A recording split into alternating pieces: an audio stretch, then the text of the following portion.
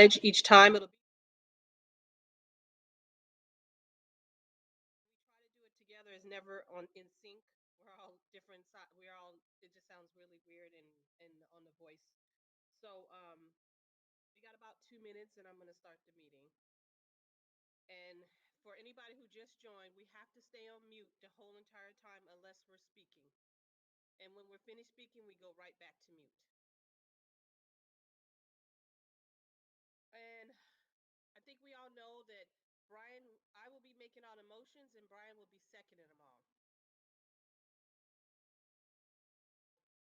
Is that everything? Okay, we got about 1 minute. June, let me know when you're ready.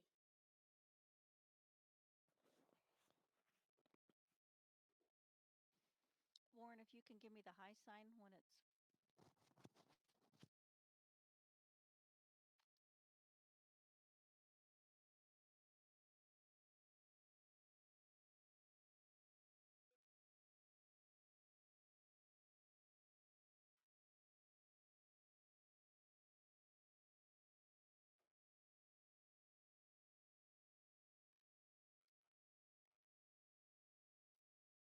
I'm sorry, I can't hear you. What?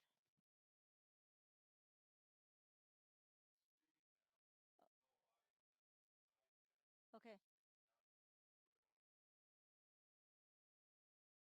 So are they okay to start at 7 o'clock? Okay, we're ready to start, Bernetta. Okay. All right. I'd like to welcome everyone. My name is Bernetta Hodge, President of the Tempe Union High School District Governing Board. I'm going to redeem this meeting to start, and the time is 7 p.m. I always start off with a quote. I will read my quote. The ultimate measure of a man is not where he stands in the moment of comfort and convenience, but where he stands at the time of challenge and controversy. That is by Dr. Martin Luther King Jr. Tempe Union is complying with the governor's executive orders to maintain social distancing for the safety of our community.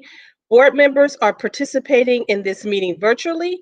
Our live stream is being recorded, and a link to tonight's audio will be on the governing board page of the district website by the end of day by Friday. I will be saying the Pledge Allegiance by myself, followed by a moment of silence. And our moment of silence will be for John Lewis, who was a legendary civil rights leader who marched with Dr. King in the 60s, who spent nearly 40 decades championing the cause of, um, excuse me, I'm a little hurt by talking about him, champion for people who needed champion in the community, and he was a part of the House of Representatives, and he passed away on July 17th. Please rest in peace, John Lewis. And we will now start with the Pledge Allegiance. I'm going to be looking at Vice President Garcia's flag. I pledge allegiance to the flag of the United States of America and to the republic in which it stands, one nation, under God, indivisible, with liberty and justice for all. Now we'll go by a moment of silence.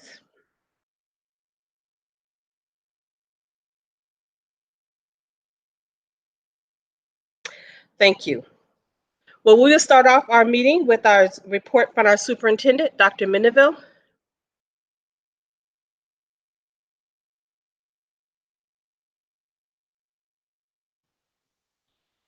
Agenda. Thank you, Board President Hodge and members of the board, Vice President Garcia.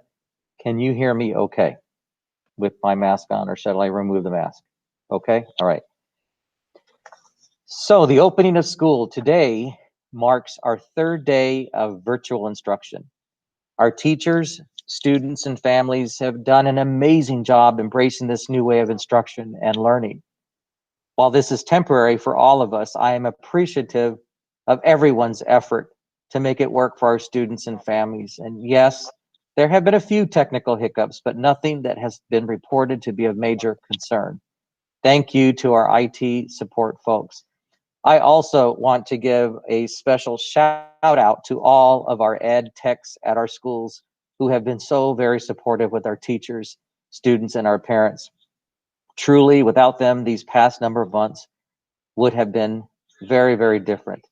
We are fortunate because not only are they extremely skilled individuals, they are generous and some of the nicest people.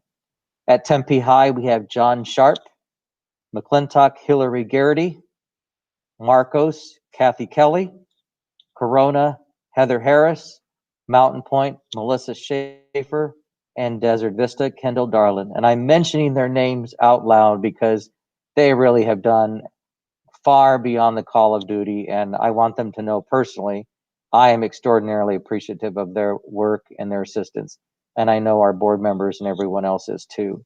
And thank you to Michelle Fay for all your support and your strategic leadership with this group of talented individuals. Because of this collective effort, our teachers are becoming more familiar with the levels of accountability that virtual instruction requires from our students and from them as teachers.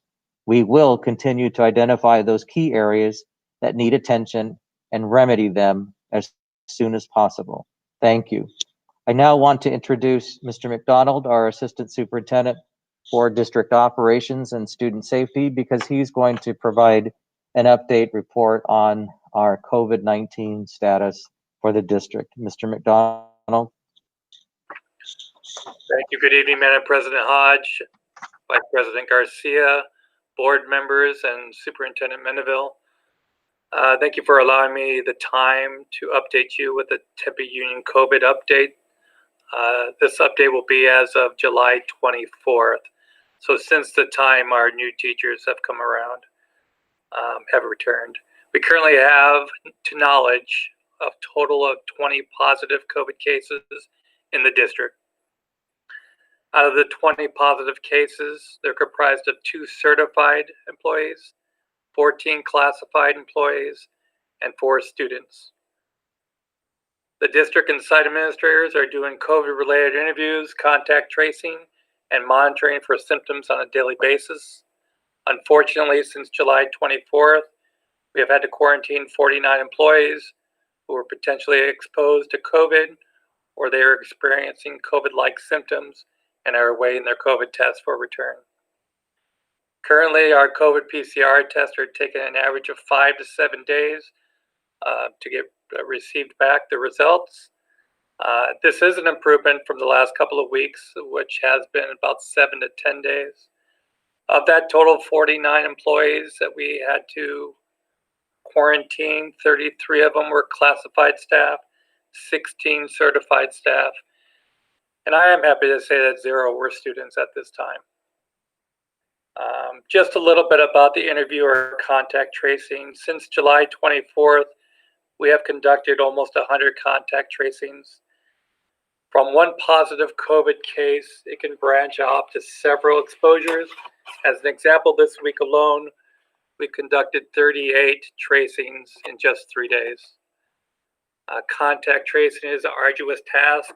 We need to quickly locate and isolate the employee, talk with the employees, ask them several questions to determine the risk and the exposure to others that they have been in close contact with, and then do the contact tracing for each of the identified people as well. Around the country, we know we have heard a lot about outbreaks, and we have been fortunate at Tempe Union. We are taking an abundance of safety precautions, and will continue to do so, as well as continue the comprehensive contact tracing in order to slow the spread of COVID. Unfortunately, we have seen an increase even with these precautions in the last 2 weeks. I thank you for your time.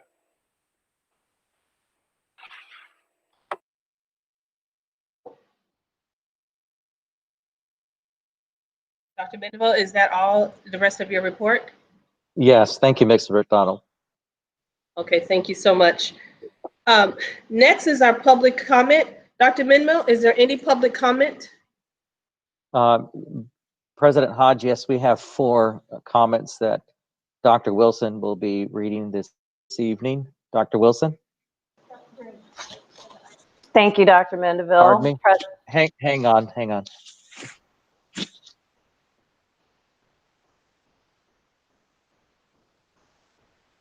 My correction, those items will be read because they're specific to agenda item H.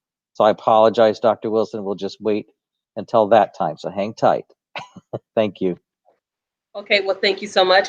Next is the communication from the governing board. We will start off with Vice President Garcia. Hello, everyone. Thank you all so much for continuing to convey and share your thoughts and concerns and even ideas as to how we move forward. We really appreciate it, and we take all of them serious, even though we may not respond to them. I also want to take a moment to thank the SPED families that I had an opportunity to meet with over Zoom. We had a discussion and able to find ways to collaborate on a number of issues, but I really appreciate them and their time and their willingness to meet. I also want to take a moment to recognize our gifts and donations. This week we have a donation from the Lowe's Home Improvement to the district for 500 KN95 masks. We're extremely grateful to Lowe's to donate that to us and provide to us as we continue moving forward with our operations. So that is all I have, and thank you so much. Thank you so much, Vice President Garcia. Mrs. Lau?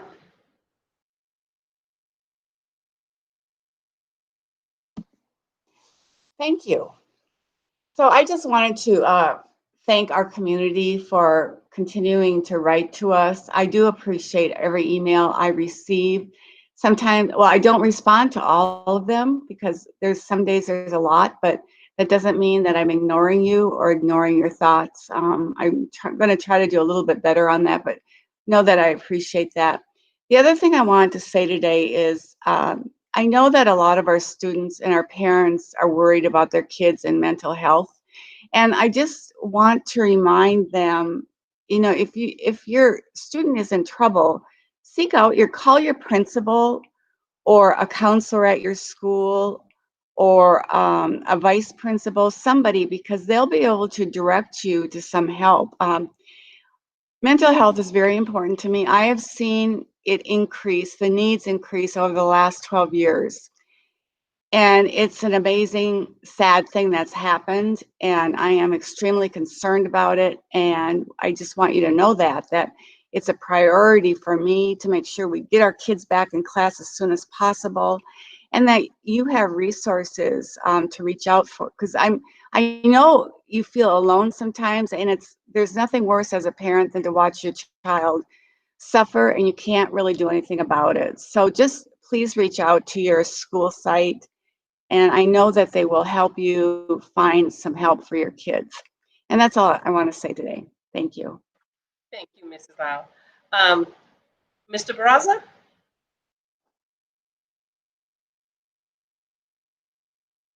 Good evening, everyone. It's really great to see you. This is a refreshing way to have a board meeting, being able to see all of you. I hope all is well, not only with you, with the community and everyone out there. I want to echo the sentiments of the emails. We appreciate the emails. Sometimes it's difficult for us to respond, not because we don't want to, but there are instances that pertain to open meeting laws. And sometimes when you email a group email and it's all the board members, it makes it incredibly more difficult for us to respond. Compounded by when community members like to tell us what other board members are thinking.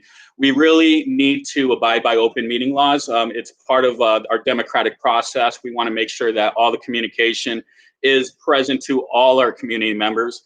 So I don't want anyone to feel offended if we don't respond.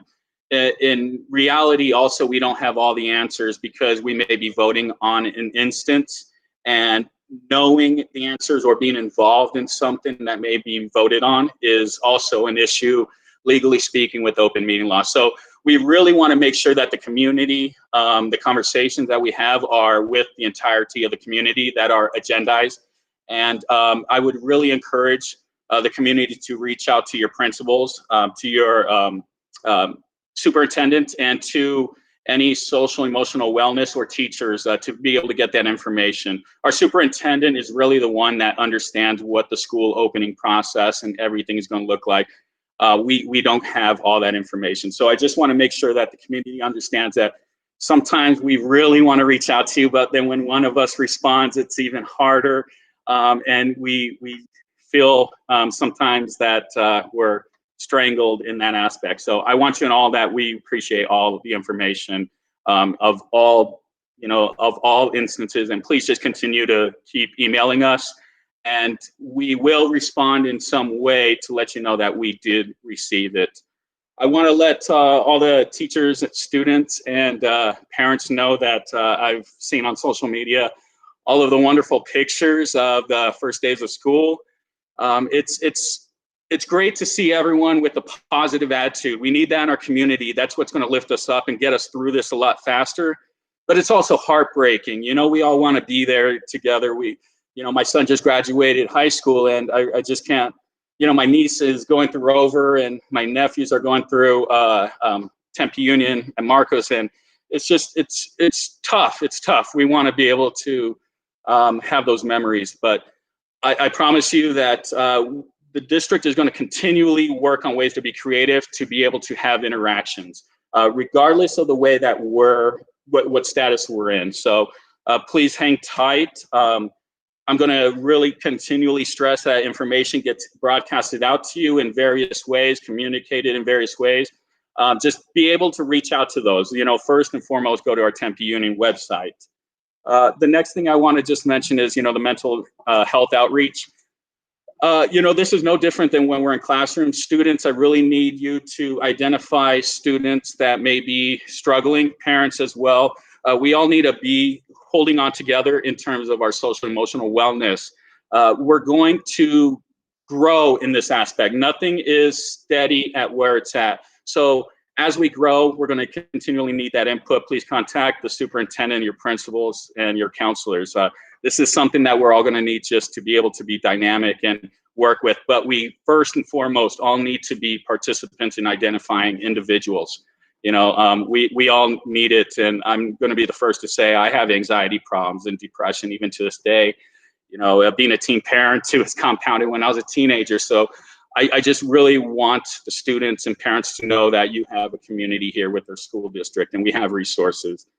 Other than that, I do just want to say that I really had a great time. I went to, I toured a couple of the schools with Sean McDonald, our director of, let me see if I get this right, Sean, director of operations and student safety, I believe, or campus safety. I try to acronym it down, but I can't figure out how to do that yet. But I'm going to get you down to an acronym, because you really do a lot for the school district. And right now, what I really want the community to know what you're working on beyond helping with the safety aspect of the school district, which is incredible.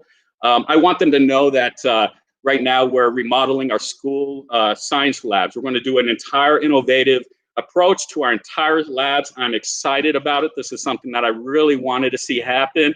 This is something all the board members are really wanting to see happen. So really being able to tour and see where we're at, it's going to be exciting.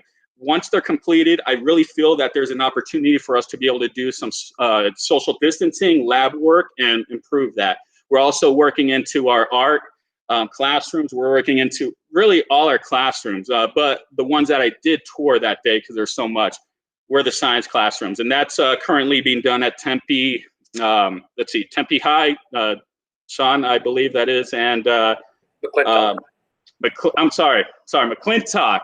Tempe High is the one that we're going to tour hopefully this week or next week.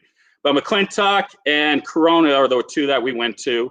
But the science classrooms are going to be, I believe, is it Desert Vista or is it Mountain Point? Mountain Point, because Desert Vista is going to be the fields. Is that correct, Sean? It's Mountain Point will be the parking lots, of course, but your science labs were McClintock. We have lots of different projects going on, so we'll visit this Friday. Okay, well, we'll talk. I'll give an update to, our next board meeting. But what I want them to know is this is going to be an incredible renovation, 21st century labs. The district put in a lot of effort, a lot of work. I met with, is it Mike Thorby? Mike Thorby in maintenance and operations, and he's been very pivotal in being able to keep these projects going. Cindy Ostler, is that correct? In purchasing, because we often forget that when we do these projects, things need to be purchased, everything down to our pencils. So it's an incredible undertaking. I took too much time already in terms of the opening, but I just wanted everyone to know that these classrooms are being innovative. We're moving forward throughout our entire district.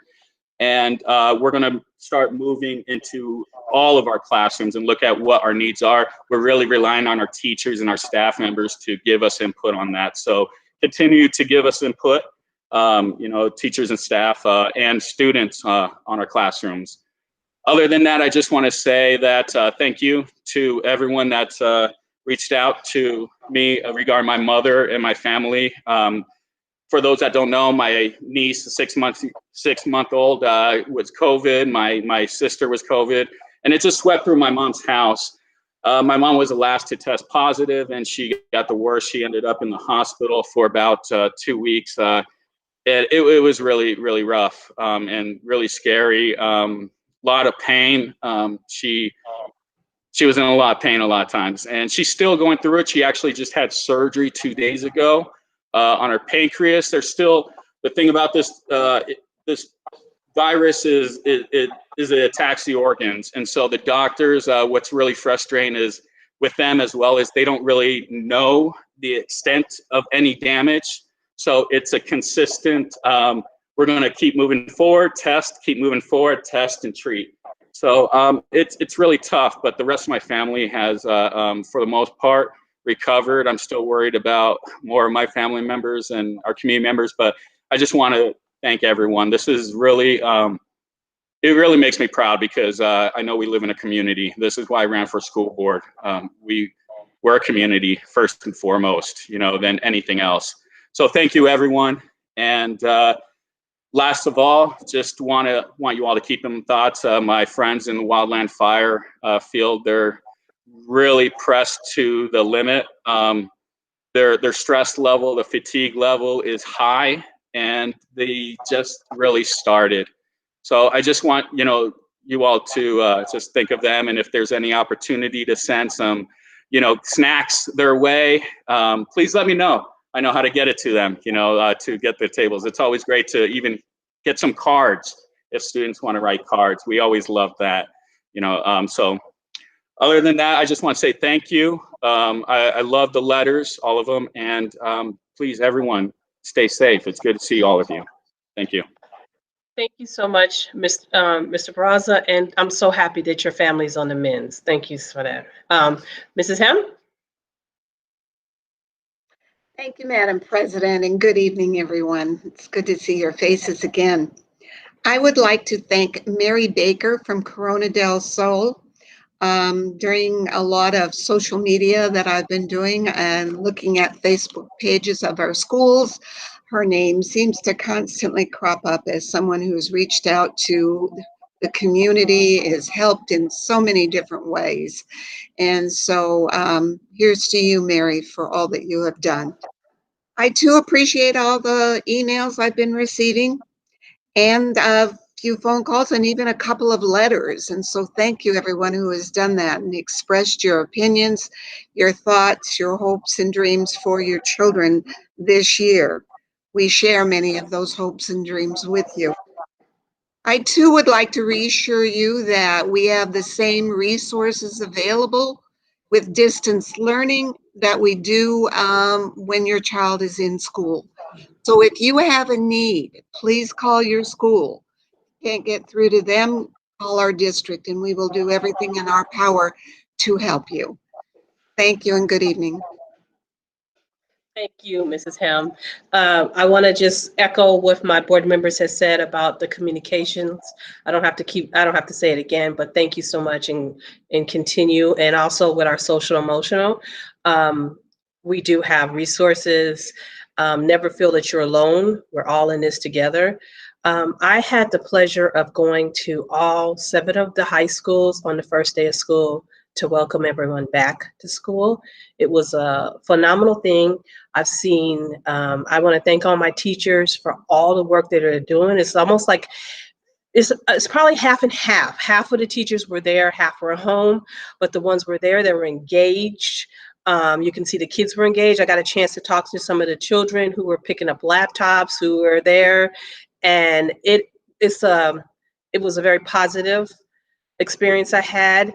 I even had I want to share with the with my board that once I talked to one of the students and I told him to email me back, and he emailed me back. He was a sophomore, and he told me that it was, even though it was a trying day to have the first day on virtual, he felt so much more safer that he was away from everyone else because he felt safe, because he lives with his grandmother and he wanted to make sure that his grandmother was safe. So he wanted me to personally thank the governing board and the superintendent for making that possible for him. So thank you so much. And I want to thank each and everyone in our district, from the superintendent, Dr. Mendeville, all the way down to whoever keep our land keeping. Thank you so much for everything that you do. We do appreciate you. So thank you. Just want to say that. Okay, so we will start on to move on to it. Before that, any executive team have anything that they would like to share before I move on?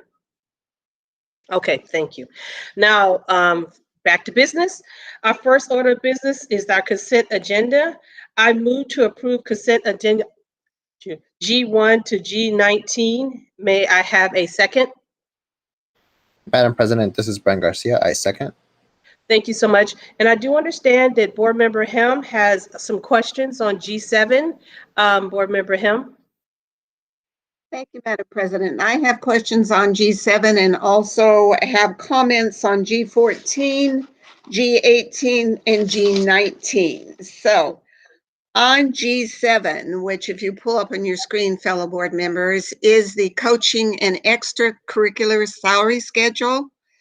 And my question of Dr. Keller, if she's on, I don't see her on the screen, so I hope she's there, is how are the levels arrived at? I don't see Dr. Keller. Dr. Keller?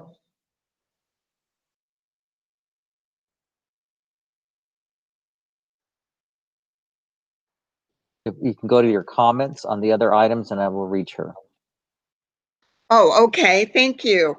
And if it has to be done after the meeting, that's fine. It's not going to stop my vote. It was just trying to have a greater understanding of how and what they have to do to increase their salary. All right, on G14, if you will flip to that, please. I will do the same. My screen. It is about the multi-year contracts that we do every summer, and it's the RFP and invitations for bids. And our renewal took care of art supplies, photos, et cetera, et cetera.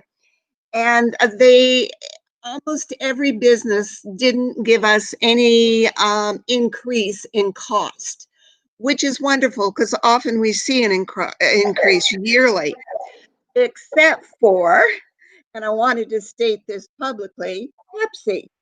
So for those of you who want to know businesses that are or are not supporting their schools, Pepsi has increased their price for us at our particular district. The other comment that I wish to make was G18, if you will pull that up on your screen, fellow board members.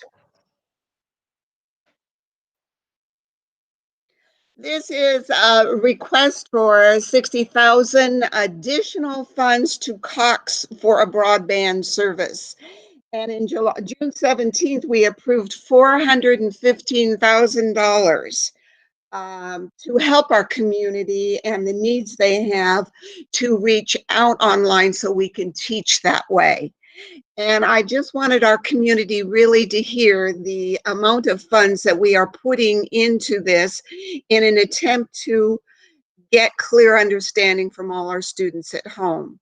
So we now have $475,000 invested in broadband services and all of the rest that go with that.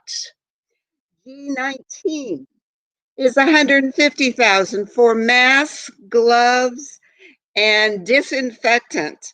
Hopefully we can get a reimbursement from FEMA for that, but if not, still it was needed and it will continue to be needed through the year.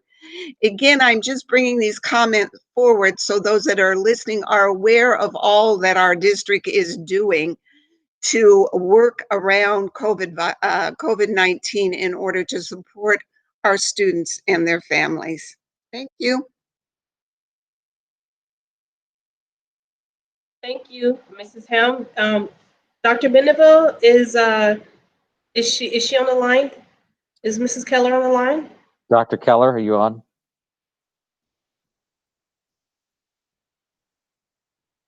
Good, I muted myself. Please don't worry. I'll get with her afterwards. Let's move on. Okay, well, thank you. So Thank you, we'll Board go Member on. Helm. Thank you so much. So we'll go to it. So we have a motion on the floor. All in favor?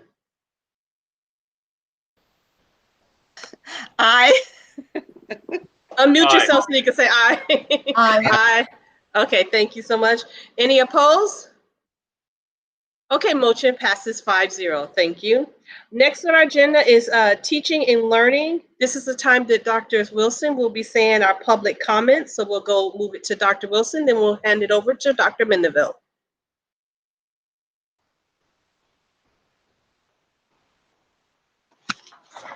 Okay, thank you, President Hodge, Vice President Garcia, members of the governing board.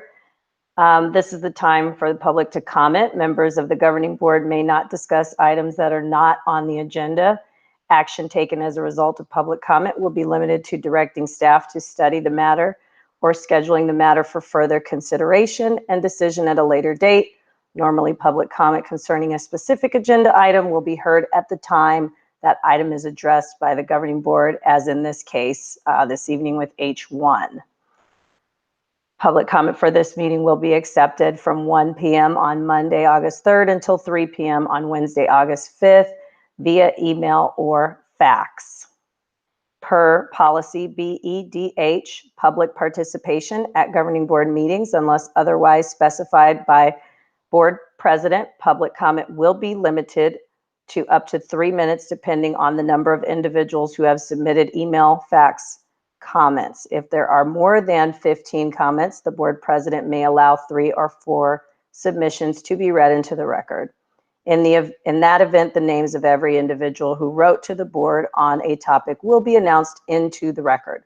All comments submitted will be provided in their entirety to the governing board. And I believe you all have copies of the 4 comments related to H1. Comment number 1 from Debbie Hill. Hello. As the parent of a TUHSD senior, I am writing to urge you to delay the start of in-person instruction. Do not start in-person instruction on 8/17. Community spread in AZ continues to be at dangerous levels. Our state's testing is delayed and contact tracing is virtually non-existent. Our current positivity rate is above 12%, clearly not meeting safety standards to reopen. Please place a priority on the safety and health of your students, teachers, and staff and delay the start of in-person school as many surrounding districts have responsibly done. Thank you. Our second public comment under this agenda item is from Chris Hill. Dear TUHSD Board, I am the parent of a TUHSD senior and am writing to urge you to delay the start of in-person instruction on August 17th. Community spread in AZ continues to be at dangerous high levels. Our state's testing is delayed and contact tracing is virtually non-existent, and our current positivity rate is above 12%, Clearly, we are not meeting the safety standards of any nationally recognized healthcare or science experts that would provide for a safe opening of schools for in-person learning. You only need to look at the recent examples in Georgia this week to see that reopening in this environment will be difficult, if not impossible to do. Please place a priority on the safety and health of your students, teachers, and staff and delay the start of in-person school, as many surrounding districts have responsibly done. I would strongly support a recommendation to return to campus on the second quarter if the state and community are meeting standards to do so safely. Continuing virtual learning for the first semester for the entire school and providing that option for when school does not open for in-person classes. Thank you. Chris Hill. Public comment number 3 is from Julie Hoskin. Dear Governing Board members and Superintendent Mendeville, to all of you, please accept my deepest gratitude for the commitment you have made to serve your community. Most likely, you did not anticipate the magnitude a single vote would have on our children's future. As an environmental scientist and data quality analyst that has served my community in both state and local governments, I would like to share my perspective. Yes, the disease is real. And yes, COVID-19 has taken a toll on some with no explanation. I understand why this decision is so difficult. But as a nation of laws and policies, we don't make decisions based on public opinion, devoid of facts. Here are a couple of facts. The SARS-CoV-2 virus has an infection fatality rate between 0.1 and 0.5%. New data is showing we will reach community herd immunity at around 20% infection rate. Arizona's current infection prevalence is calculated to be approximately 17%. This is demonstrated by the steady downward trends in all of the metrics from the Arizona Department of Health Services data dashboard. This calculates out to a risk less than 1 in 5,000 fatality overall, and even lower for children. This risk is well below any threshold justifying regulation. Furthermore, whether our children attend school in person or not, without a vaccine, there is no escaping the reaches of this pandemic.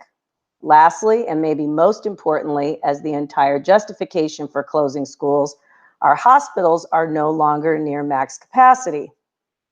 We cannot let the solution be worse than the disease itself. The world has amassed mounds of data that demonstrate this disease for otherwise healthy people under 55 is less risk than a daily drive to work. The virus is going to do what the virus is going to do. As you are making final decisions regarding the reopening of schools to in-person learning, the school board has an obligation to wait until the county can at least provide benchmarks that should be used to make these decisions. Additionally, I am unsettled by the lack of transparency and accessibility for discussion during this process. The community deserves to know your rationale used to make these unprecedented decisions. As stakeholders, parents have a right to know how board members voted and justification for that vote. As elected positions, board members need to be accountable for those decisions. Our community expects researched, thoughtful, non-emotional decisions. It is not okay to arbitrarily decide that the risk is too great for these kids and teachers to return to school. I understand the loudest voices are those of public hysteria and parental outcries from misrepresentation of the data. The cycle continues with irresponsible decisions made by local governments that further sway public opinion.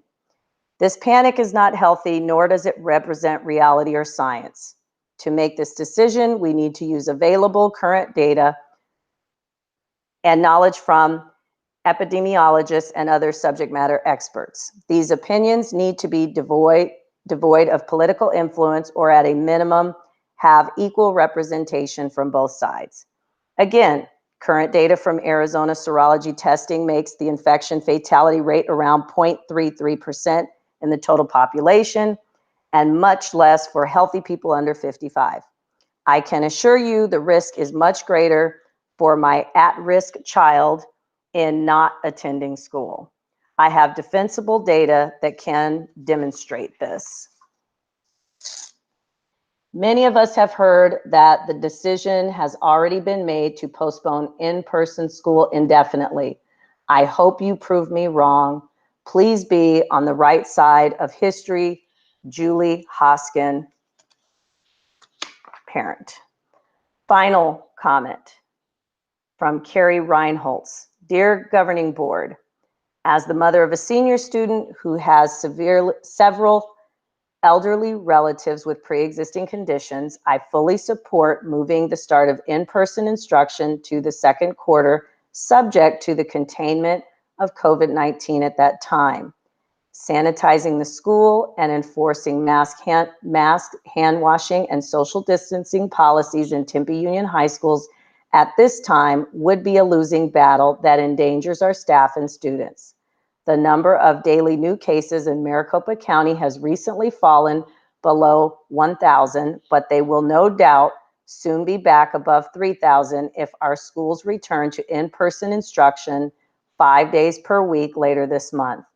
If the board fails to approve a new in-person start date, I will more than likely keep my student at home for our family's safety. I implore you to continue to make use of the remote learning infrastructure that has been started. Thank you, Karen Reinholtz. And that concludes the comments for agenda item H1.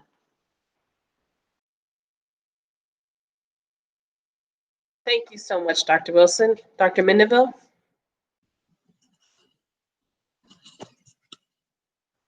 Thank you, President Hodge and Vice President Garcia, members of the board,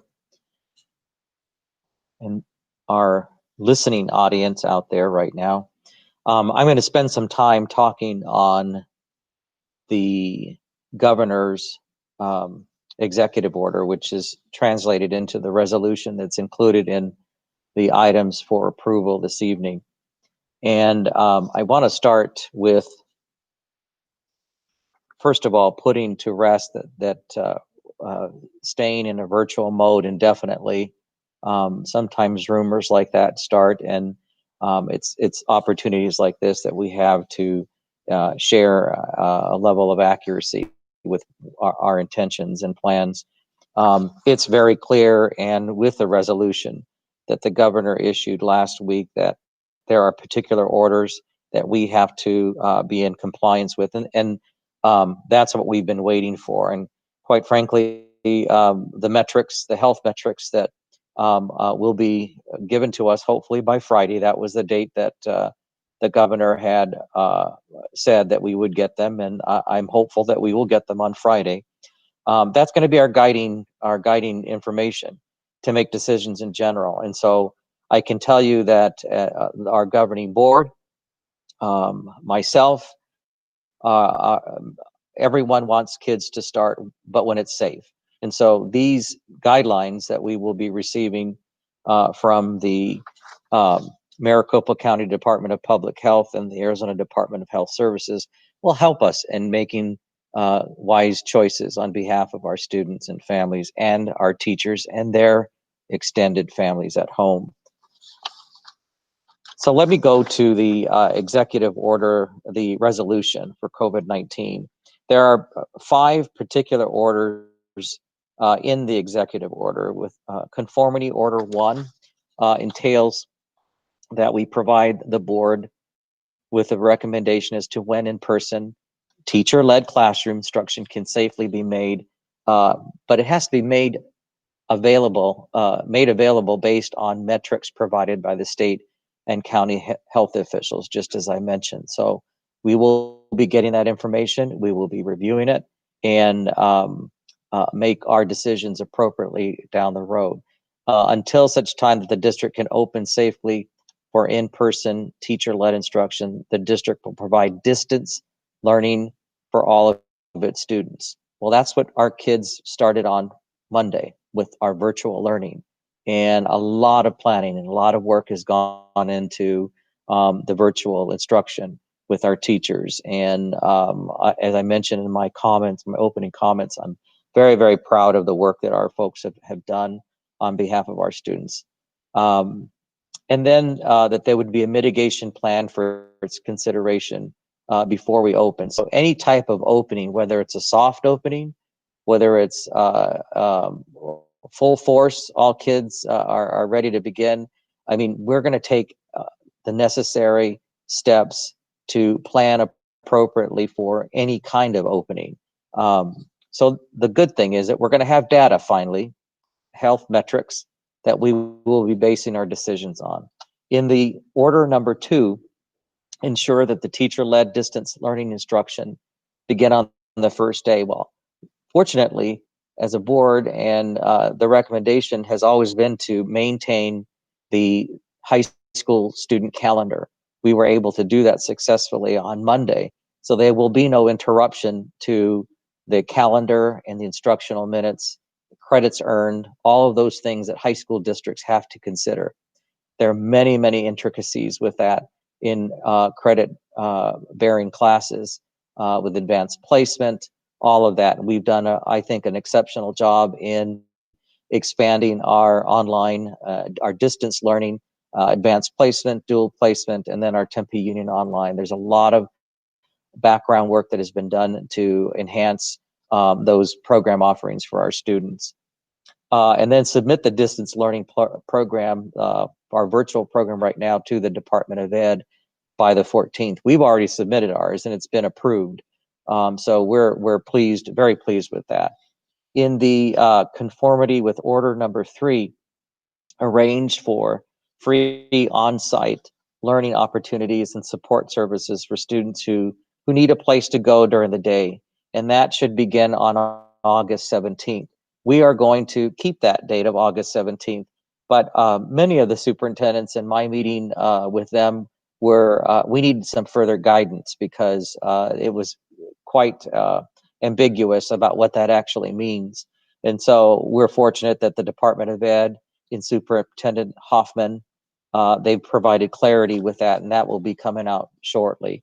But basically making a physical space available to students who have the greatest need. And we need to establish capacity rates, who will be available to be present to students in those spaces, because it's not necessarily in the classroom, but it's a physical space that we would make available to those of our neediest kids. For example, those students who may not have any sort of device at home or internet access, period. We would need to provide a space for that student to learn. Our special ed students, there's ongoing discussion right now to make sure that we meet their needs based on their IEPs and that kind of thing. So there's a lot of planning that's going on with that. And then our neediest kids who are in our title schools and our English language learners. So we are, in fact, the team will be meeting tomorrow. We're going to be going through all the extensive details around criteria and capacity for it being able to open up a safe space, physical space for those students who need support, okay, that they don't have it at home. And we're going to be looking at all avenues of that and what that could possibly mean, and not just for our neediest of schools, but all our schools, because there is need everywhere. So we want to be able to safely, responsibly respond to the needs of our students. So we're looking forward to providing that physical space for those students who need a place to go to during the day. But we will be working out those details and then report that out. That was the order number 3. Of course, we would have to have all the social distancing and mitigation strategies, all our safety protocol, our health protocol, cleaning protocols, all of those kinds of things have to be in place. The order 4 for the executive orders that we post and notify that information. And order number 5 is to develop, recommend, and implement a policy relating to face coverings and revise the same as needed to comport with new guidance or requirements from the ADHS, the Arizona Department of Health Services, and CDC. We have guidance on a policy, and we just need to be reminded that the Maricopa County of Maricopa has issued a face covering, and so we will be in compliance with that as well. But we have policy that we will be, in the form of a regulation, be presenting to the governing board for their approval and consideration in the coming days through a regulation. I will be sharing that with you. In conformity, or I think I got all five. I also want to respond to the AIA guidelines. I need for our community to understand that we are on pause with the AIA guidelines in terms of starting, but we have a gradual phased in practice approach. So there's been talk out there that our schools are practicing and teams are going to be meeting and playing, and they're far from that. They're on August 19th, we're going to have a presentation during the meeting provided by Mr. Huffine, our Director of Athletics and Activities, and Mr. McDonald, and they're going to go into detail about what that plan actually looks like. And that's a phased, a healthy, safe, strategic approach to our fall athletic programs like golf, track, cross country, football, all of that. So I will be sharing with that on the 19th. And so based on that information, it is going to be the recommendation that, hang on.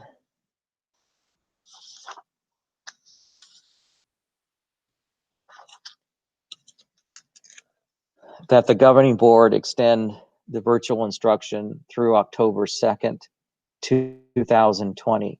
Some have asked about why is that an arbitrary date, or when they heard or through rumor, but it's the end of our first quarter ends on October 2nd. That is a date, but the board extending the virtual instruction through October 2nd, the end of the first quarter, unless metrics, and this is the key piece that I've mentioned in the resolution, unless the metrics that are provided by the Maricopa County Department of Public Health and the Arizona Department of Health Services indicates that it is safe for students and for staff. There's the key piece, for staff to return to in-person instruction on an alternative date. Okay, so while we're shooting for October 2nd for planning purposes for our teachers and staff, planning for virtual instruction takes a whole different mindset and plan. And so it allows our teachers to really focus on their planning so that the experience that our students receive is going to be far more comprehensive and robust and meaningful, quite frankly, in this format. But again, the metrics will be our guiding force with this. And so if it is an alternative date could mean, sometime in September, if things worsen and we get lax on as a society in general, and things don't improve in the manner that we expect, then we can move to another date. But the administration also recommends that the board confirm Tempe Union virtual instruction will remain available to students when schools are fully reopened or until the end of the first semester of this. And that's for those families who I respect are making decisions that are going to be best for their family, their students, that if they choose to have virtual instruction for the remainder of the semester, we want to be able to respond to that appropriately. And then lastly, it's further recommended that the board adopt the submitted resolution that I reviewed, which includes provisions from the governor's executive order 2020-51. That is all I have. Okay, thank you so much, Dr. Menaville. I move to approve H1 2020-2021 school year online and in-person instruction. May I have a second? Madam President, this is Brian Garcia. I second. Thank you so much. Do any board members have any questions? Okay, we'll start off with Mrs. Lau. Thank you, President Hodge. So I have a couple questions and then some comments. Dr. Menaville, I thought that federal money was tied to all schools opening on August 17th to the kids that need to be in school. Is that true still?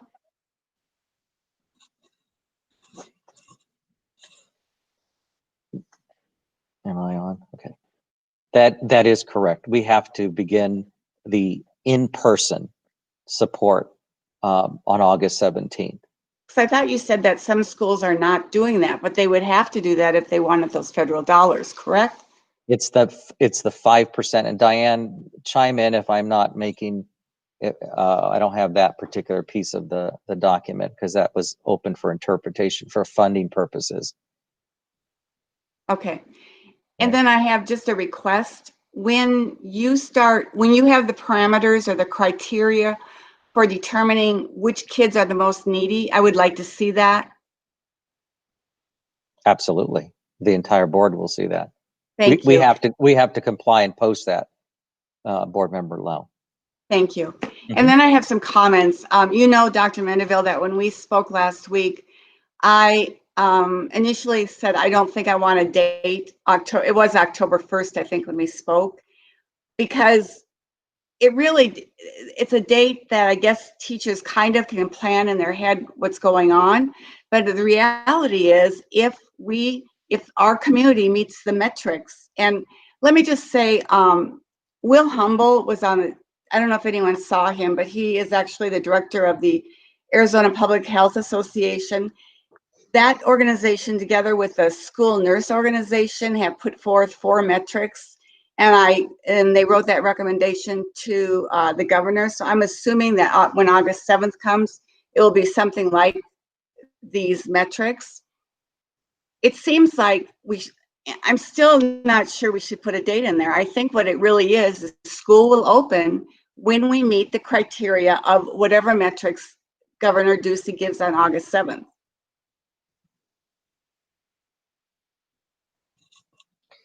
And also many in our community thought we just picked it and it was arbitrary and that we didn't vote on it.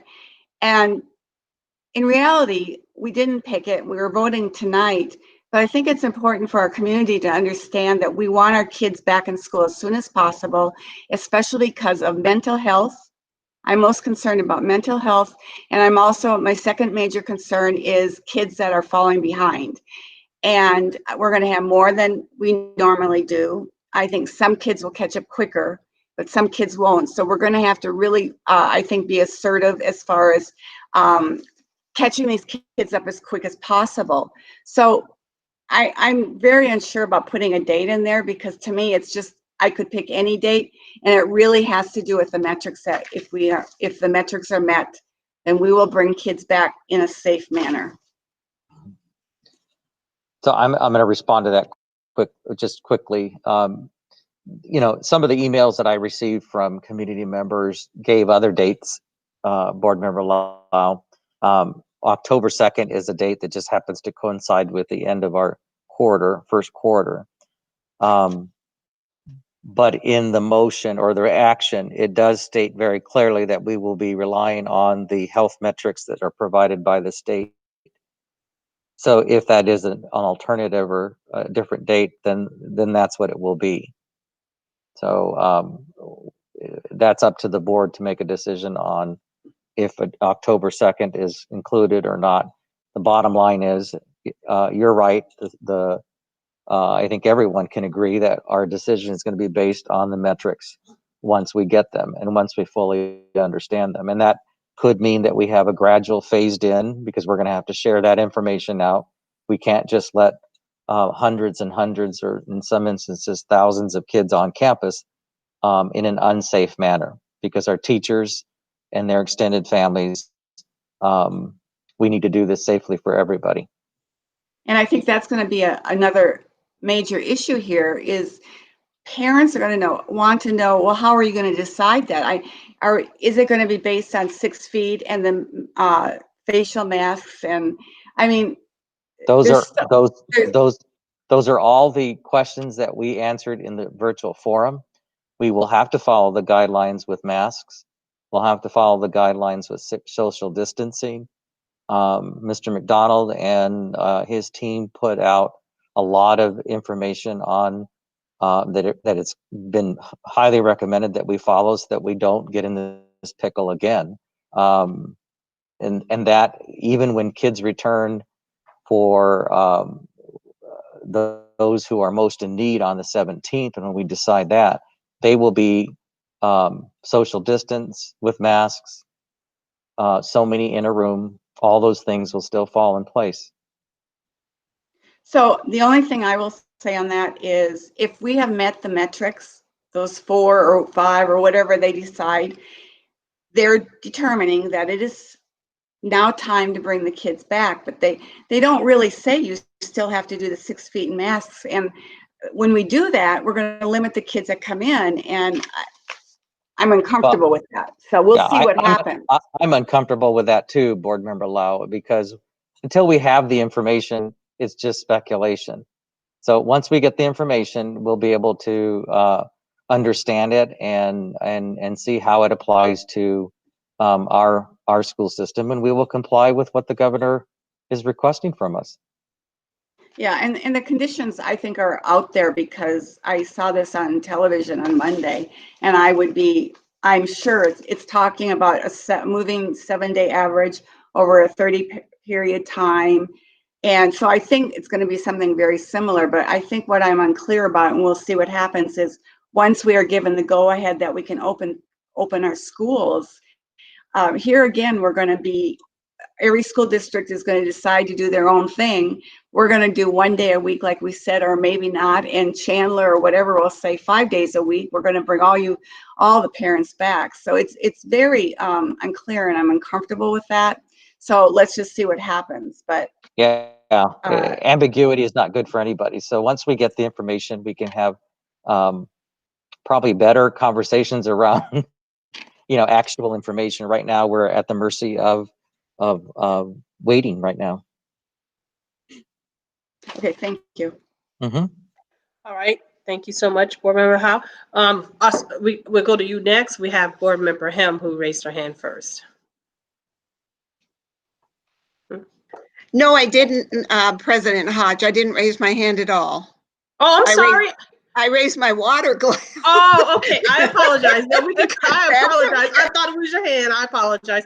Okay, No. Board Member Braza. Thank you for that presentation, Dr. Menable. I really appreciate it. I think first and foremost, we got to get some clarity over all of what's going on. And unfortunately, since March, since this entire pandemic, we haven't had any support from the governor, any direction, any leadership. When it came to shutting down the schools, it's been the districts that decided. We were trying to reach out to the governor, and it was very silent. And there was a point to where we just decided we're going to shut it down ourselves. It wasn't until 10 days after we shut down our school district that the governor mandated a school shutdown. So, it's frustrating because the next phase was, what do we do? How do we prepare? How do we prepare?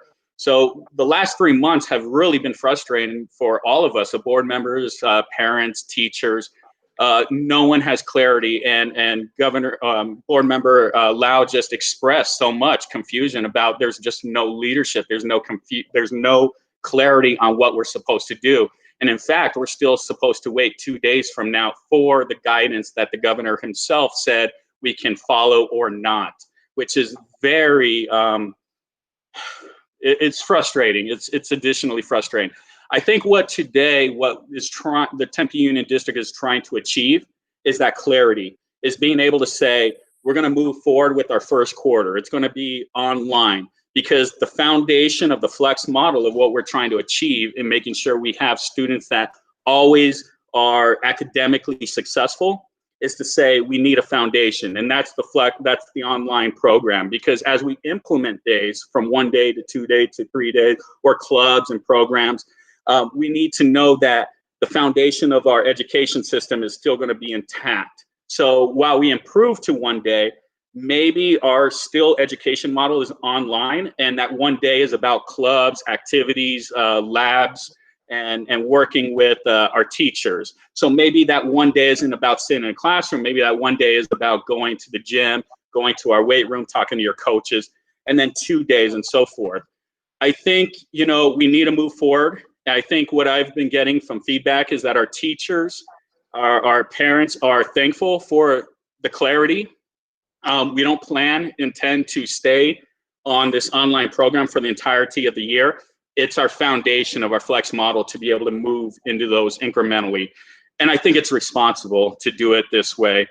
I also love that, through conversations with Dr. Mendeville about this model, because my concerns were, how are we going to be able to implement it, and what is it going to mean for us throughout the entirety of the year? I feel very well mindset set that we're going to be able to carry forward our educational goals for our students and our social emotional wellness goals. I guess for me, the questions, when I think about, like, what does it mean for me in terms of the questions, what's great about our model too, really quick, is that it can implement our governor's guidelines 2 days from now. It doesn't disrupt what we're trying to achieve. And in fact, what I like about what I saw in the flex model that we're looking at is that the guidelines will be implemented. And in fact, it's supportive of that. So I think overall, getting the clarity, saying moving forward, really what I want to know is if October 2nd is the guideline, if the benchmark for whether we move forward with days in classroom.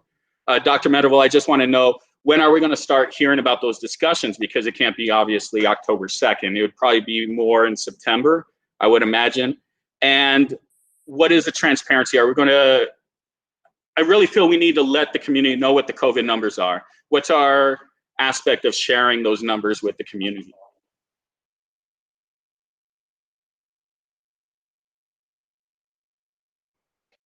You're on mute. Dr. Mendeville.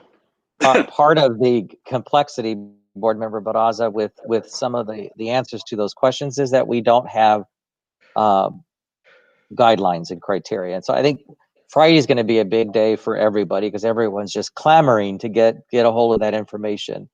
And what I want to be able to share is that as we get the information, we're going to be planning, because we've already done a lot of planning. Some of that we can use, some of it's going to have to be scrapped.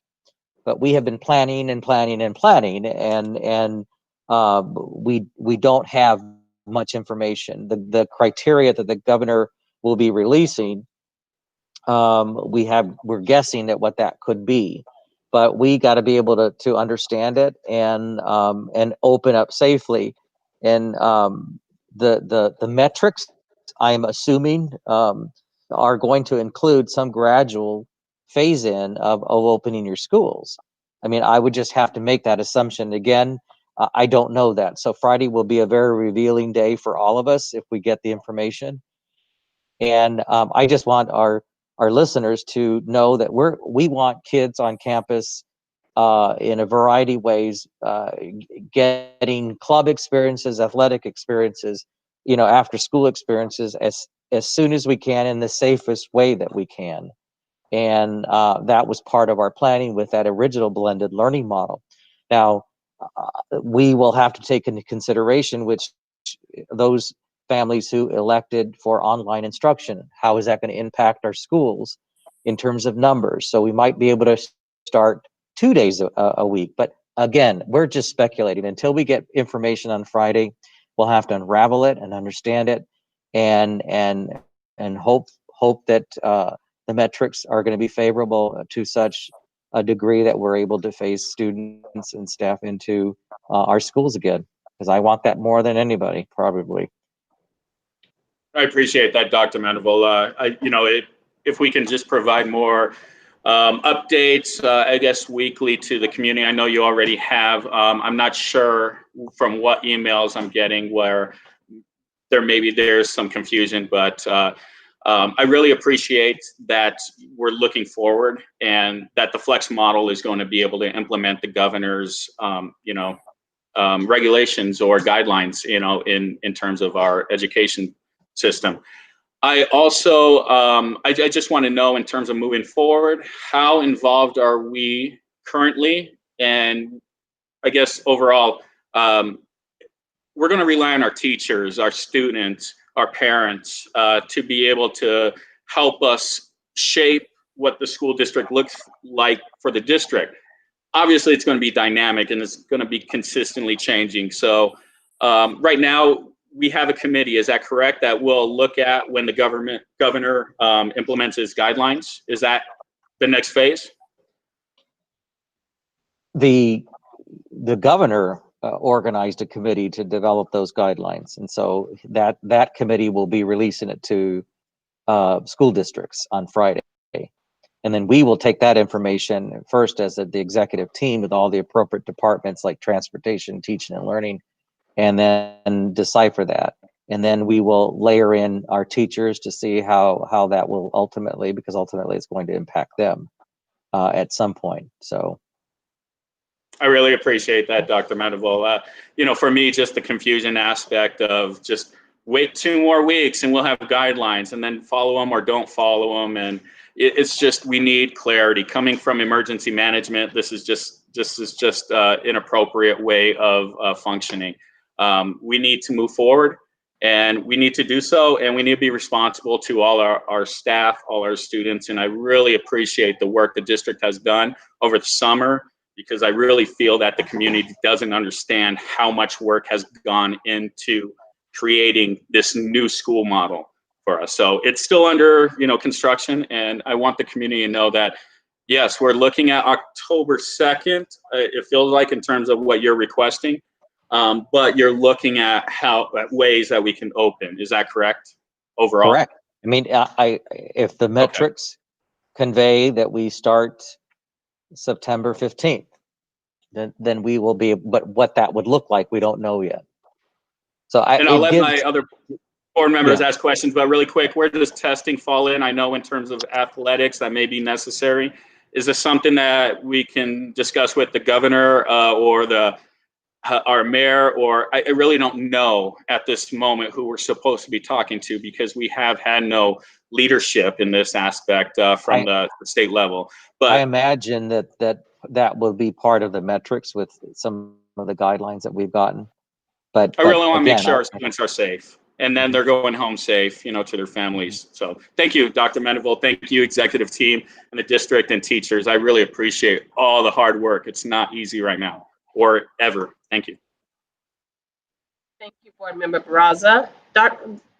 Vice President Garcia, do you have something you would like to say? Okay. Yes, please, Madam President. I just want to start off with, reiterating the goal that we all want to be back in school.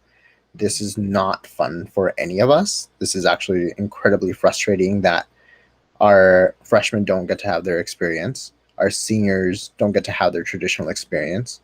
Our activities in clubs and sports, my family, we're a baseball family, and it's incredibly difficult, especially for my brother, who has been struggling to find outlets to support his mental health, but also these activities that our students rely on for that social emotional wellness. I myself have been struggling with mental health, and I'm thankful I've been able to get that help and support, because this is incredibly challenging for all of us involved.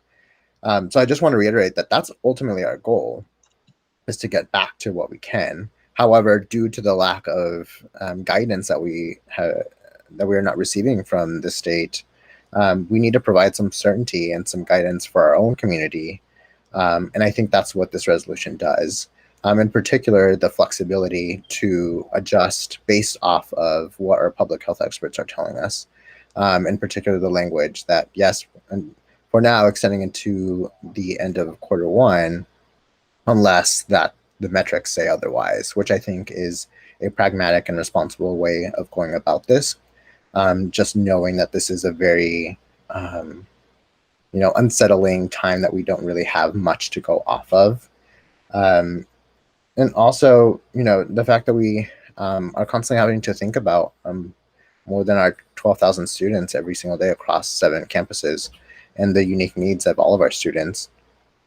So with that, I really, truly appreciate all the planning and thoughtfulness that has gone on to make sure that we're able to provide quality education and deliver that education.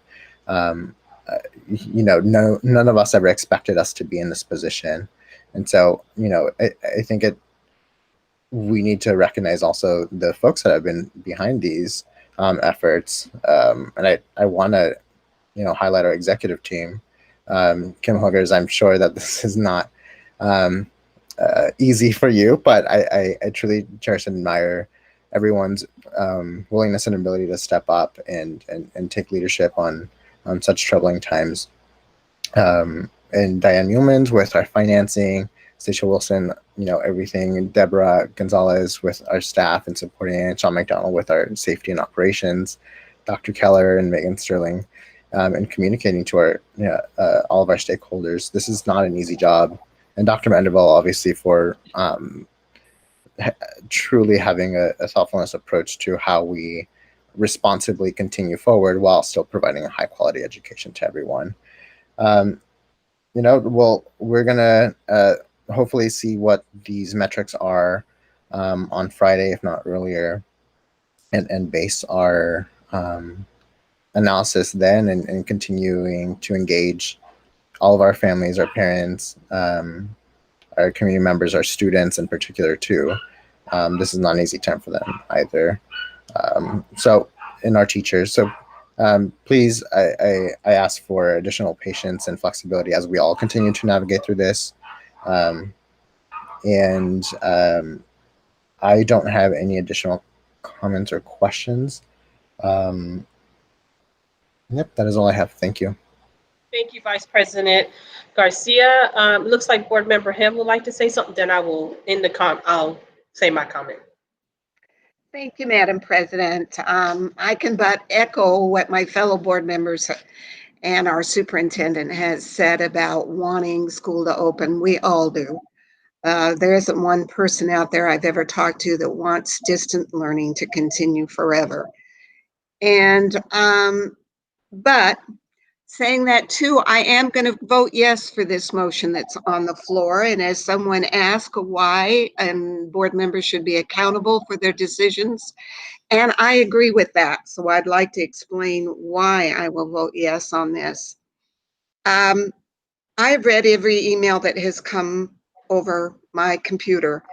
I've received phone calls and even a letter or two, which I thought was great. I've listened to every one of the governor's presentations since this began. I've listened to Kathy Hoffman. I've talked to teachers. I've looked at every article on scientific data I could get my hands on. And I don't know of any other way for a board member to make a decision but to look at all that's in front of them and then judge accordingly. I do think this resolution, and Mrs. Lau, I know you're not happy with the October 2nd date, but I do think our staff needs something out there. And I think this resolution is phrased in such a way that if we can open earlier, our staff will know that and they'll know it's gradual. One of the things that might tell us a lot is this October 17th date when those in needs are returning to schools. If we see a huge outbreak in COVID cases on October 17th when we let those in need students come, then that's going to send us a message too. I also think that we have to be well aware of our teacher and staff feelings. I have long felt that this coming back or not coming back is driven by teachers. There's no way we can come back if our teachers will not come back. And currently we have, I think, close to 50, maybe 47% of our teachers that want to do distance learning. And I think that's important to follow because as we just voted on tonight, our substitute rate or our substitute pay is only $100. Who's going to come in for that? $100 a day. So our teachers have to be well, have to be comfortable, have to feel they're safe. That is vital. And our students do too. How many letters did we all receive from students who were saying, yes, I don't want to do anything until I'm safe. Please keep me safe. You talk about emotional toil. What kind of will that take on people if we send kids back to school and they're so upset because they're afraid? So these are all part of the reasons that I have decided to vote yes for this. The one thing I would request, possibly, if it's we're able to do it, Dr. Mendeville, I know it rests with you, and you look so tired now. I think you're about to put your head down and go to sleep, but and the rest of our staff. And that is, I think it might be nice to have some kind of parent forum. I've heard parents, excuse my voice, I've heard parents say, I'd like to be heard. And I know sometimes that means I'd like you to agree with me, which we may or may not do, but I do think people want to stand somewhere and say, this is my feeling. And so maybe that's something we can do. But basically, I'm very proud of our district. We started on our school calendar Monday. Most of the surrounding districts are waiting till the 17th to even start their virtual. And I think we're doing a great job. And so we're doing what we can do in the heart of some of the most difficult times any of us have ever seen. Thank you. Thank you, Board Member Ham. Can I just say one thing? Yes. Okay, I'm voting for this. I think what really happened was the community got wind of October 1st, and many parents that felt their kids needed to be back, it felt like they were losing the battle because October 1st is a long time away from the first day of school. So I am fine with that condition. It's unfortunate today that our parents and teachers cannot be in a boardroom with us. I think that really does isolate our community, and in some ways it makes them feel like they're not part of the solution. And I feel very bad for the parents and the teachers and our community that can't do that. But I am not unhappy with that. I mean, that date is fine, but it really does rest on the metrics and what's happening in our community as far as COVID goes. I just want to clarify that. Can I make a comment, Board Member? Can I also, when you guys Just- finish, I can't remember what I'm gonna say. So Yeah, and you no, guys go ahead. This is just Dr. in response to, because Board Member Lau made a great point. This isn't typical communication, because we would have our community come forward and express their concerns in public, in a board meeting. I am so tired of being on these virtual meetings. I'd love to see our people, even when they have a dissenting opinion. So this is not normal, but these are the confinements that we have because of this pandemic. And so, we're all hopeful that things are going to improve, and that will help in that communication. So our families don't feel like they're left out or their voices aren't heard, and we'll get back to normal. And we do want that, and we value that. We always have as a board and as a district. But right now, we are restricted with these ways in which we hold meetings, and so it's certainly not ideal and not the way we would want to hold these meetings. So I concur with what you shared, Board Member Lau. Sorry about that, Bernadetta. Okay. Does anybody else want to say something before me? Okay, go ahead, Vice President Garcia. Thank you, Madam President. So I just wanted to highlight a few other things. I just wanted to remind everyone that we are meeting virtual. Everyone's in their safe spaces. And also that I wanted to quickly address the comments that we've been getting about, having this already been decided. We are subject to open meeting law. As board members, we're not allowed to speak to more than one other board member. We cannot make those decisions. That's why we have these meetings, to discuss those in public and full transparency for you all. And so I wanted to make sure that to reiterate that, so we can convey that. And then finally, just to thank all of our teachers. I can't imagine the stress that you all also face and the anxiety you are also struggling with. This is obviously not a common time for any of us, but just the creative ways that all of our teachers have engaged our students and found meaningful ways to connect with our students, I think, is phenomenal. So it's not easy, but I just wanted to take a moment to recognize them too. And yeah, thank you so much, Madam President. I appreciate it. No problem. Anybody else have anything to say? Okay, okay. Fine. Board Member Barraza? Yes, actually, this is for Jordan, legal. I was just more or less a general question of what are we looking at in terms of our situation, currently, legally with what guidance we're given currently. And well, I guess 2 days from now, I'll ask you the same question. So what's our current situation, with legal trust and what we're dealing with COVID and opening schools and so forth? If you just could give us some input. Sure, Member Barraza. So our current situation is this resolution is to ensure compliance with the latest executive orders, actually the last 3 executive orders that have touched on education, to ensure that we have continuity of services and funding that might be available. In terms of our risk liability, the Arizona School Risk and Retention Trust board approved an endorsement that the district will be considering regarding coverage in the event that the district would be sued because someone contracted COVID-19 at the schools. And that's something that there are some preconditions, and we're in discussions currently with the executive team to bring before the board how we'll go forward with that.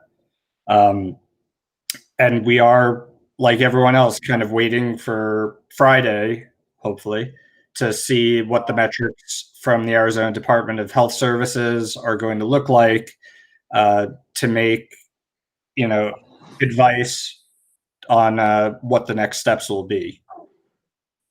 Okay, I appreciate that. That was more or less just me and an update in terms of where we're at legally. Other than that, I just want to echo, Board Member Lau's sentiments. I'm really just wanting to make sure that we're moving forward, responsibly, that we're looking into the next phase, Dr. Mendeville.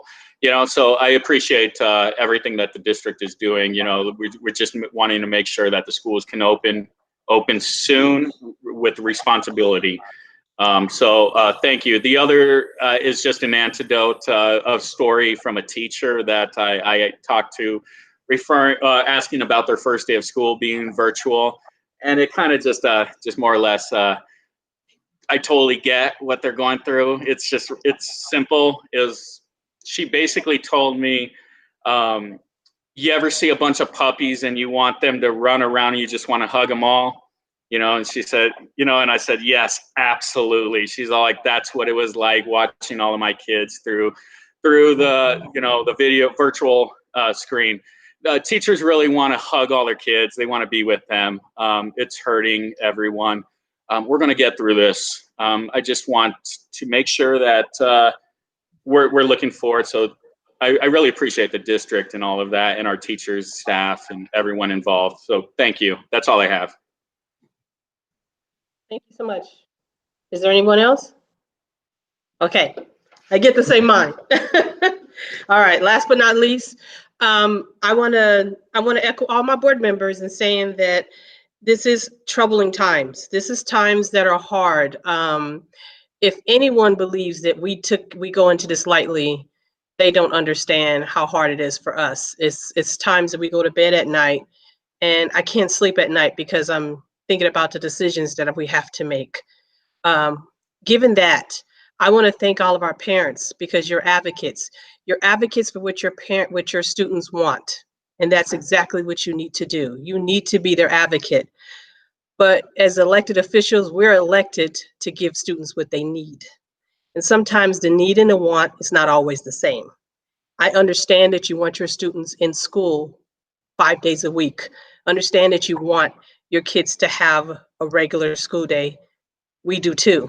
But the need may not be there at this time for us to do that. So we have to make those hard decisions, and that when it comes to need. And also, we also have to think about the fact that we as we think about our students, we have to think about our staff, we have to think about our teachers, we have to think about the teachers, we have to think about the people that will bring them to the schools. We have to make sure that everyone is safe. And when we have emails deliberately telling us that if our teachers don't want to teach, then they can go to another district or they can quit, that is hurtful to hear that, because our teachers have done nothing. These are the same teachers that you worshiped and said were great less than a year ago. And now you're saying, now that we're getting emails saying that they can just quit. That is not fair to our teachers who put themselves on the line every day. Our staff, our faculty, our students aren't saying that to us. And I want to put that out there. I want to thank everyone who's involved in this, because no one wants it to be like it is. No one, when someone told us on an email that we want to take the easy route out, the easy route for us is to put our kids back in school 5 days a week and not care. The hard route is how we're taking it today, to make it that we are rearranging life as we speak for our teachers and our students to make it virtual to keep them safe. So I understand that you may not like my decision, but please respect the fact that all 5 of us have taken a lot of time and a lot of effort to make these decisions. We're not out of the loop. We're in conversations all the time. I'm here to tell you, you may not like what I have to say, but you have to understand, when I look at it for entire district. I look at it from the person who is the groundskeeper all the way up to the superintendent in every district, and how we're going to keep people safe and how we're going to get our kids back in our schools. So we don't take this lightly. And as the president, I want to come out and say, our district is doing everything we can to make sure that we're not in situations like other states when we see that they open a school and 4 hours later they had to close it down because it's been quarantined because of COVID. We don't want to hear every time we go onto a meeting how many people that Mr. McDonald has to say that has either been tested positive for COVID or been quarantined because we didn't do our job, because we pushed it too soon, or we didn't listen to all the metrics ahead of time. We're going to do what's best for everyone. And what's best for everyone may not be the most popular vote, may not be the most popular thing right now, but at this point in life, I am willing to take that, and I have 4 board members that are on my side to do it. So at this point, we will put Tempe Union first, and that's every single person in Tempe Union. And that's why I'm voting yes on this. Okay, so on that, I want to go back to the vote. Everyone, all in favor, please say aye. Aye. Aye. Aye. Okay, any opposed? Motion passes 5-0. Thank you.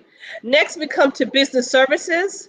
I move to approve tuition rate for our international students for the 2020-2021 school year. May I have a second? Madam President, this is Brian Garcia. I second.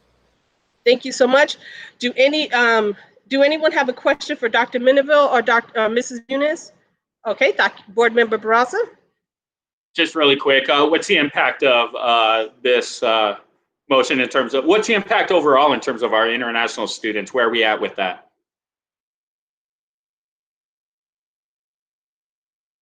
Board Member Barraza, there really is no impact right in terms of, we have no international students right now, because I think many of whom are not even allowed to come to this country, and much less Arizona. So, but I think it's important that in the hopeful event that we can entertain that notion, and maybe in the spring, that we're set up for that. Okay. Thank you. I really appreciate that. What I really appreciate is the fact that we're still moving forward with the aspect that we will still invite. In other words, we're doing the normal business of a school district. And I really appreciate that, because in the event that we can take an international student, we can do it. So thank you, Dr. Menaville. Thank you. Please reiterate to the team how much I admire how much work they've been putting into this whole summer to get us to where we're at. And there's still a lot more to do. So dig deep. That's all I have. Thank you.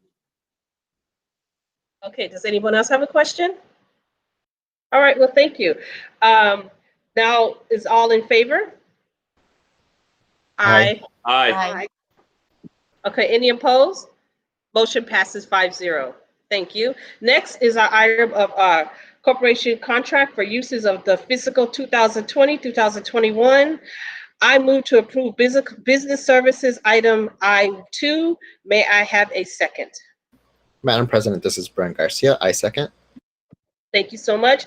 Do anyone have any questions for Mrs. Muniz? Okay, see no questions. All right, is all in favor? Aye. Aye. Aye. Okay. Any opposed? All right, motion passes 5-0. Thank you. Next, we have, we come to our JUUL litigation. Dr. Mendeville? Oh, Jewel, I'm sorry. Jewel mitigation. I'm thinking I'm so ready for the alphabets. Jewel mitigation, I apologize. Madam President, don't worry. It's a long day. The Jewel litigation. So I'm going to introduce Jordan Ello, our tri-district legal counsel, and he can give a brief review and then the next steps with this litigation. Mr. Thank Ello. you, Dr. Mendeville, Board President Hodge, and members of the board.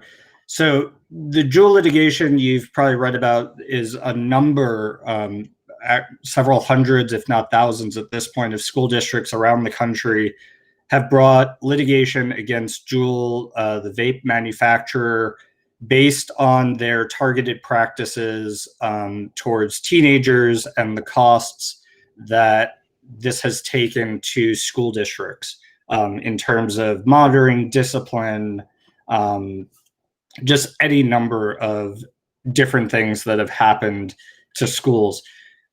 I was approached several months ago by an attorney out of California. These cases are all being filed in the Northern District of California in San Francisco, inquiring whether the three districts that I represent, Kyrene, Tempe L, and Tempe Union, might be interested. Obviously, at the time, been dealing with many more serious issues, so this kind of went on the back burner. Jewel, probably recognizing that, is looking to seek an early resolution of the matter, and in so doing, kind of cut off future claims. So this became somewhat more urgent to get in front if the board was interested. The litigation itself will not cost the district $1 out of pocket. It is a contingency fee-based case where the main law firms will get a cut of whatever gross settlement is reached.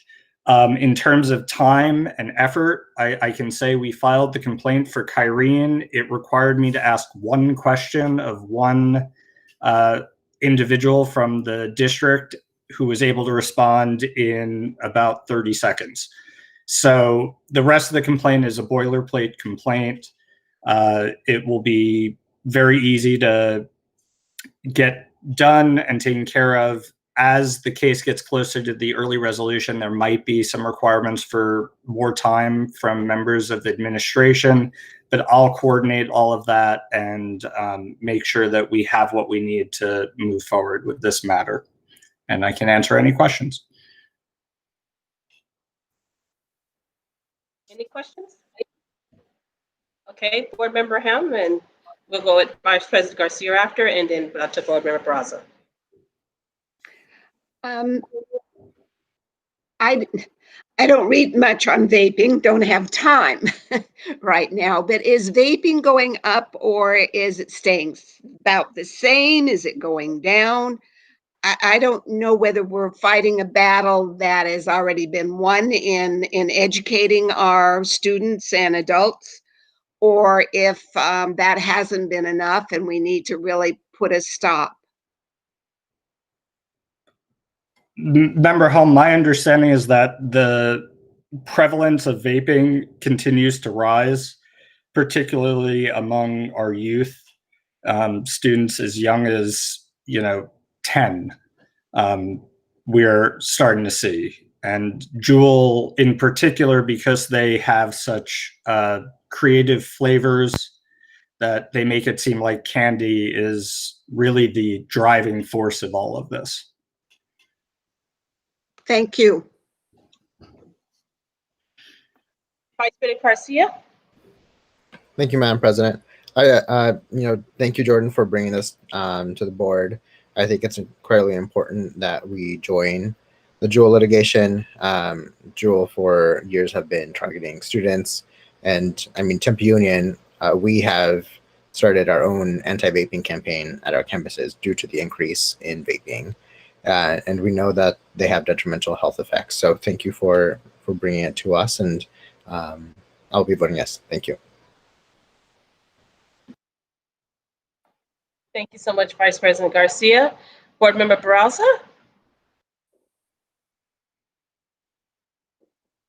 Yes, thank you, Jordan, again for bringing this forward. I think this is really something that we should be a part of since we've been, like Dr.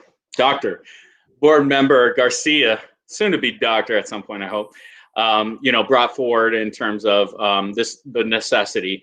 I'm always concerned in terms of the disciplinary aspect of, where we're at in terms of vaping, how that, impacts students overall, not just educationally, but in life and health in general.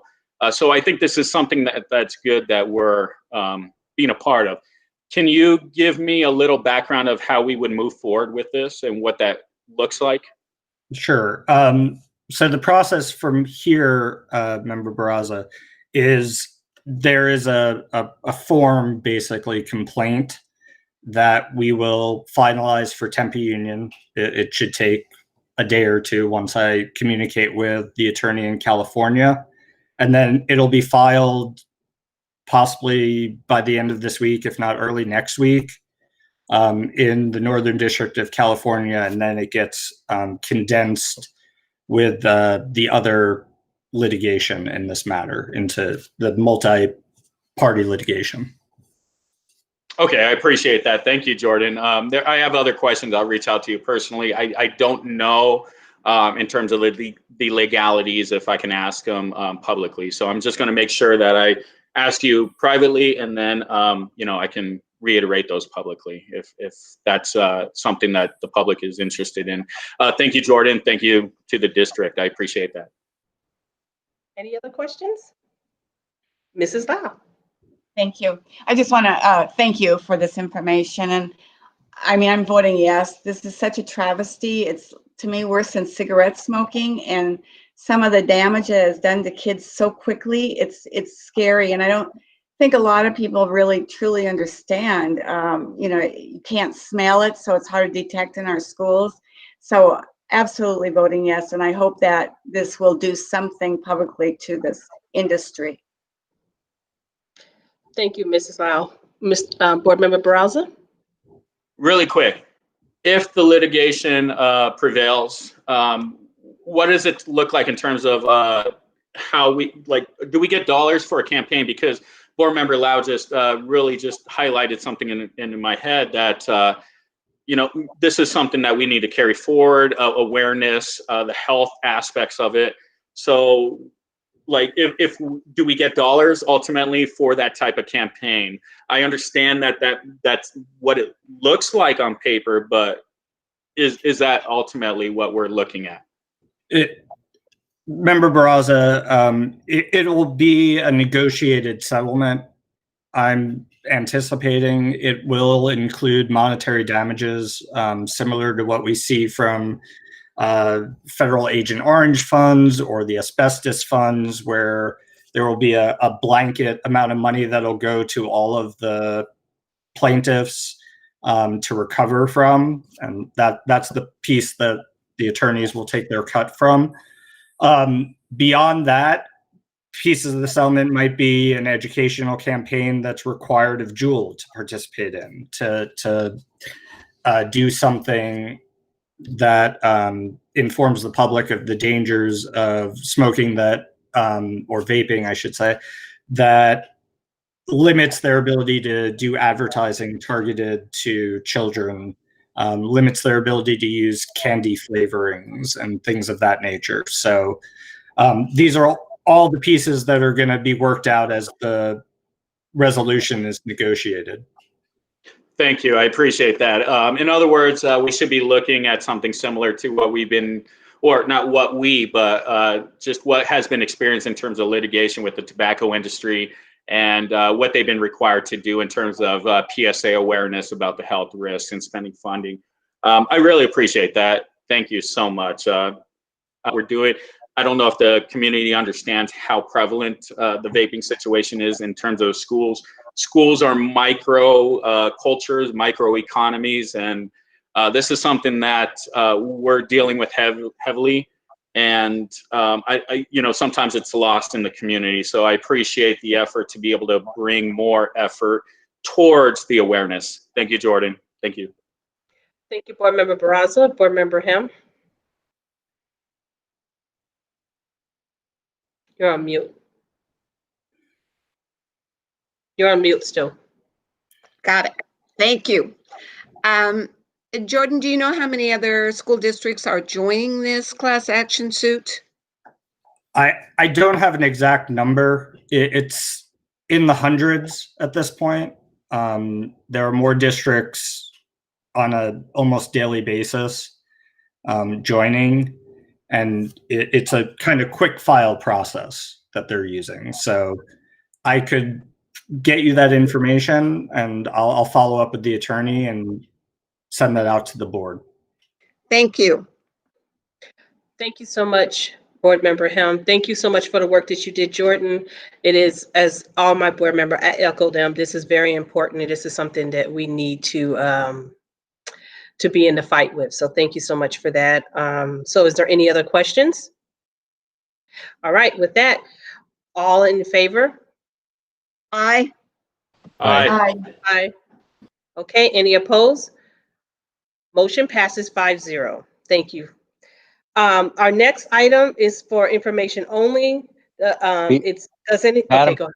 Madam President, did we have a motion on the floor to approve? Oh my gosh, did we? To No, authorize no. Jordan Ellen to work with outside counsel? I think we need to go backwards because I think I just skipped over. No, and went right we into just need to question. have the motion and then you Let vote me go again. back to that. I move to authorize Jordan to work with the outside counsel to file dual lawsuit on behalf of Tempe Union High School District. May I have a second? Madam President, this is Brent Garcia. I second. Okay, now we'll go back to it. All in favor? Aye. Aye. Aye. Any opposed? Motion passes 5-0 for the second time. Thank you. The next item is for information only. Does anyone have any questions about the financial report? Okay, I see no questions. Our next regular meeting is August 19th. Information about the meeting will be posted on the district website. I move to adjourn this meeting. May I have a second? Second. Okay, all in favor? Aye. Aye. Any opposed? Okay, motion passes 5-0. Thank you, everyone. Everyone have a great night and stay safe. Thank Stay you. safe, everyone. Thank Bye-bye. you.